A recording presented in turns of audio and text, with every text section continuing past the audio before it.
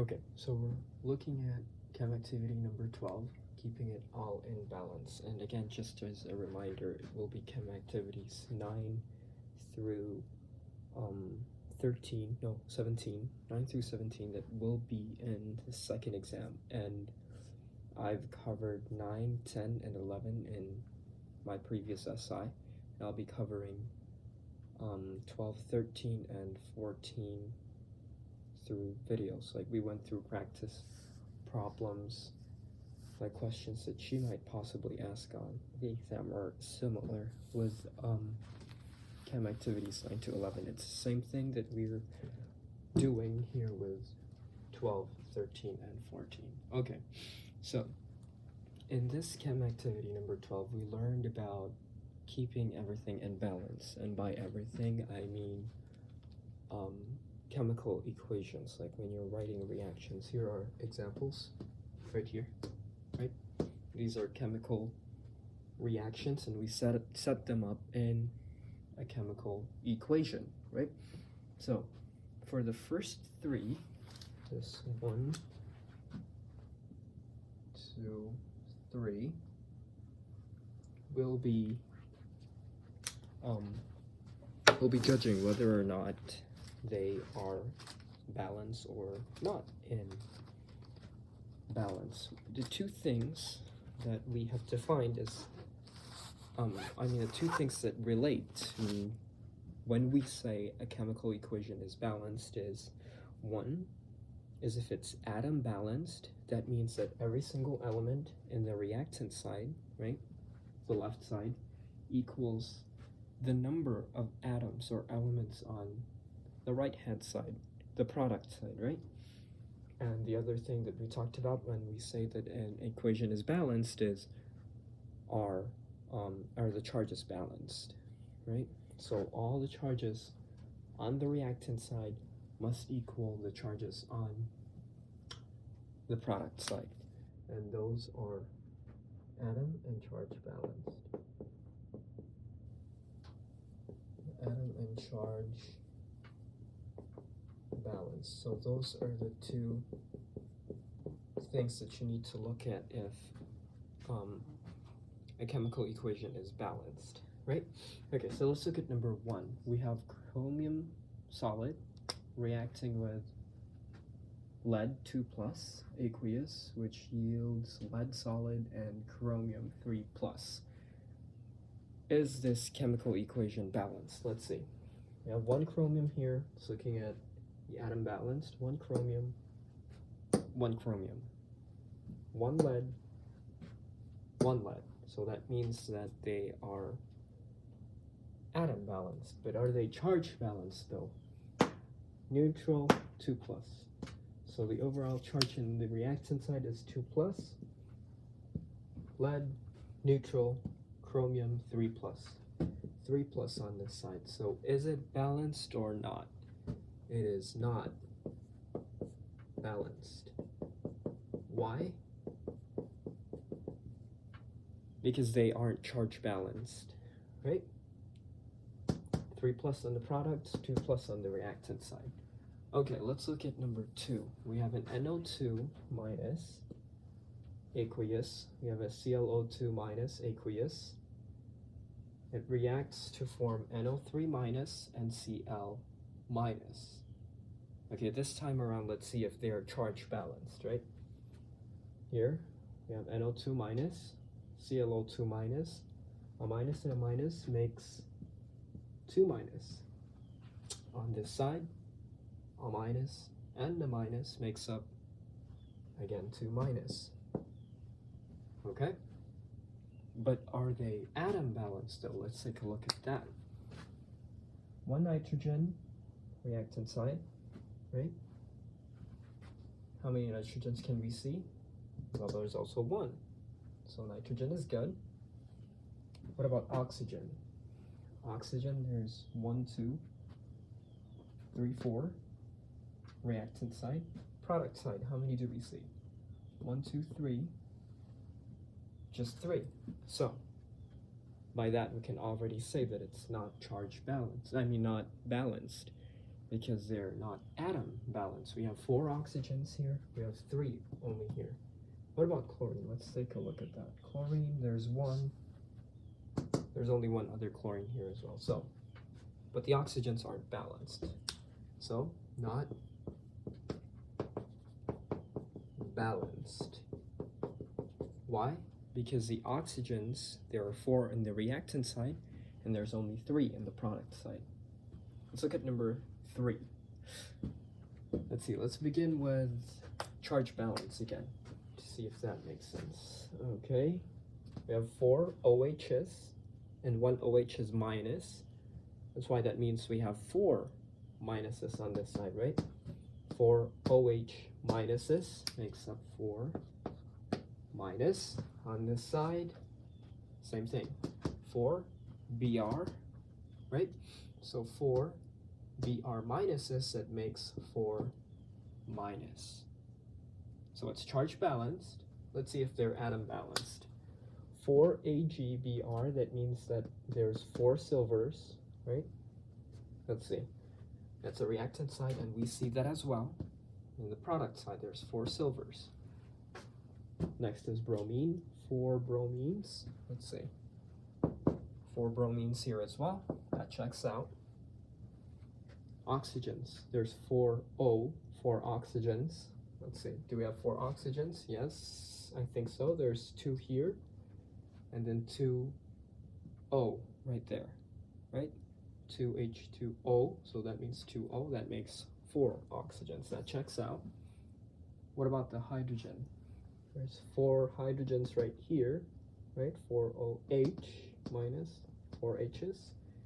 Here we see 2 H2s. What does that mean? 2 H2s means 4, right?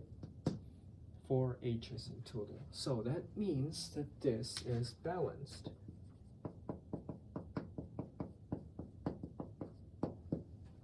So out of the 3, there's only 1 that's balanced. Okay, now let's move on to a much more, kind of like a word problem in this case, right? So we have, let's read this problem right here. Write a balanced chemical equation for the reaction of water vapor, that means water, gas, right? With sodium metal to form sodium hydroxide and hydrogen gas. Include the state symbols in the equation. Water vapor, so first thing that you have to note when you're wanting to start a chemical equation, right? You're going to write one of the 1, 2, 3s, right? You're going to have to write them. You need to list what are in your reactant side and what's in your product side, right? You need to know what you're starting with and what you're going to end up with. So one is water vapor, right? So that's H2O, liquid. Nope, it's not liquid, it's vapor, so that means it's gas.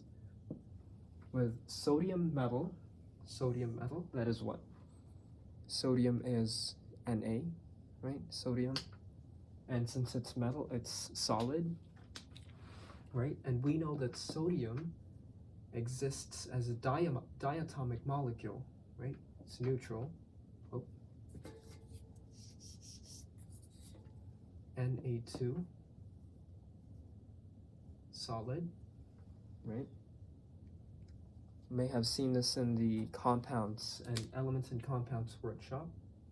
Just refine what I wrote in there. Okay. What else? Sodium hydroxide. Sodium hydroxide, that is NaOH, right? You've been using it in lab. But let's leave the state symbol for now for sodium hydroxide. And next is hydrogen gas. Hydrogen gas is what? We've been dealing with hydrogen gas a lot of times already. That's H2, right? H2. And they gave it to us already, gas. So H2 gas. Include state symbols in the equation. Okay. So we have H2O and Na2 and the reactant side. H2O, we said that that's a gas, plus sodium metal, Na2, solid, gives us NaOH. Let's leave the state for now, and H2 gas. Okay, what do we notice? Well, are we going to put aqueous for NaOH or liquid in NaOH, or what state are we using for sodium hydroxide? Turns out we're going to put solid. Why didn't we use aqueous in this case, or liquid? Because what you're using in lab is not solid sodium hydroxide, right? They're solid. They're not solid. They're what? They're liquid, right? But that's what do you call this? Sodium hydroxide in that case is in solution, right? Because you'll see 0.1 molar. It's in water, but in this case there's no water in the solution, right? And even here it's not even liquid water. You say it's aqueous when it is in liquid water, but this is H2O gas, and you don't find water in the product side, so we cannot call it aqueous, right? Because aqueous means that it is in a liquid solution. So in this case, sodium hydroxide is solid. H2 gas. Okay, let's see if they're first charge balance. Well, they're neutral here as well, so that means that they are charge balanced. Let's see if they're atom balanced. What do we begin with? Well, you can begin with anything, honestly, and you can just work your way through, but how I would do this one is I would start with the most obvious one, which is sodium. Here I only have one sodium, and here I have two, right? So to balance the sodium, from here and here, I'll put 2 right here. 2 NaOH solid. Okay? So now I have 2 oxygens right here, right? So that's the next thing that I have to balance, the oxygen. NaO, so 2 O's right here. So what I'll do is I'll put a 2 right next to that one, just to H2O. And turns out H balances, right? H gets to be balanced when I do that, because here it's H2O. Actually, no. There's 4 right there, and I only have 2 right here, so what do? Well, I just have to put another 2 right there. Oh, scratch that. It actually does. It turns out that putting a 2 right next to that one balances what's on the product side, right? Because there's H2 right here, and there's 2 H's right there, which makes a total of 4 hydrogens, right? Okay, so I think this is balanced as it is already. Yes, so these problems are maybe ways of her asking you, how is something balanced, or how do you write a balanced chemical equation?